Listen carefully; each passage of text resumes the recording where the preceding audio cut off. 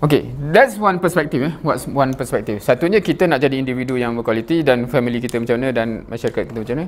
And secondly ialah all of this dia ada, okay, kalau saya buat perspektif macam ni, all of this nak sampai ke hujung ni ada dua key ingredient. Satu, orang tu sendiri kena superpower. Saya tak tahu lah, saya lukis Superman macam tu.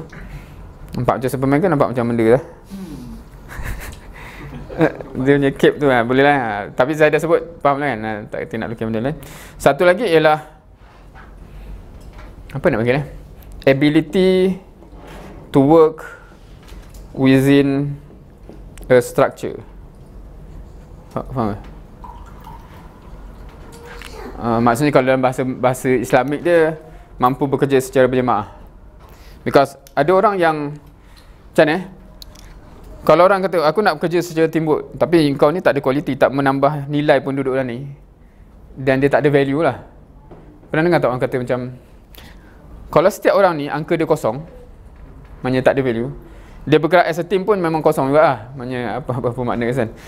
So dia kena first, every individual kena ada value. Tapi orang-orang yang lagi power seseorang tu lagi mencabar working as a team, sebab masing-masing akan ada idea masing-masing, ada cara masing-masing dan sebagainya. So kalau you nak kata nak buat kerja yang besar ni, sebagaimana para sahabat yang buat kerja yang besar tu, it's impossible kalau tak settle benda tu. And nanti kalau you tengok sirah, Abu Bakar dengan Umar amat berbeza karakter, right? Kan you terbayang macam karakter was macam polar opposite, tapi they can work together. That's the key lah. Alright, so dia kena ada dua benda ni.